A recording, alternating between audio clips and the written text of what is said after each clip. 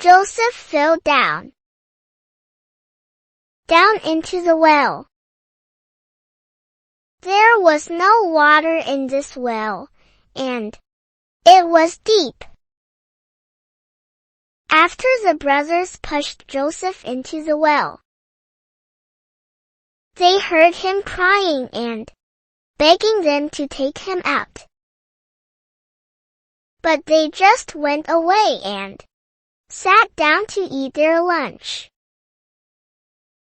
Joseph was hungry, and they didn't give him any food. Down in the valley below them, they saw a long line of camels walking along the dusty road. I think the men on those camels are going to Egypt to sell spices and slaves, said one brother. Judah jumped up. I have an idea, he said. Let's sell Joseph for a slave. Then we'll get some money. Joseph won't die. After all, he is our brother. That's a good idea, said another brother. Joseph must never see father again. He would tell on us. We must get rid of him. They hurried to the well and pulled Joseph out. The camels were getting very near now. The brothers waved for them to stop. When Joseph heard what his brothers were planning to do, he started to cry again. Please don't sell me.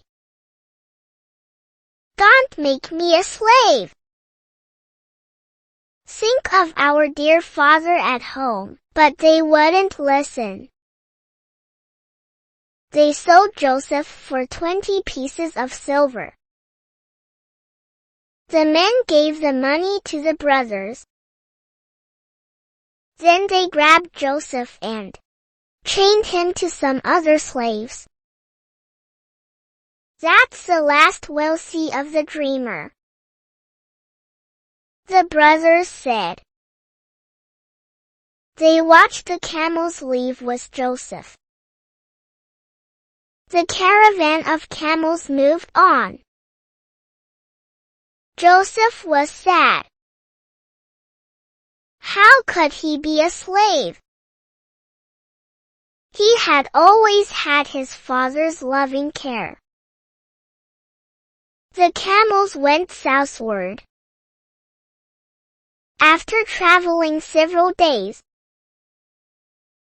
Joseph could see the place where his home was. Over there, not so far away. His father was waiting. He was waiting for Joseph to come home. How sad Jacob would be when he found that Joseph was not coming home. The trip was hard and long for Joseph. For nearly 12 days the men with the camels and slaves traveled over the hot desert sands. Joseph was very tired and hot. He thought about the things he had planned to do for God. Now he would be a slave. He thought of his dreams. I'm sure God gave them to me, he said. I'm sure he has a special plan for my life. But why would he let me be sold as a slave? Then he thought of the stories grandfather Isaac and father Jacob had told him. He remembered how God had talked to grandfather Isaac and to his father. He remembered how God had cared for them. God will care for me too,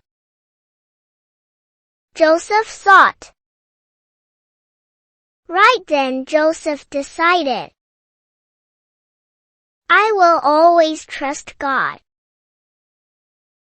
No matter what happens to me, Joseph was brave and wiped away his tears.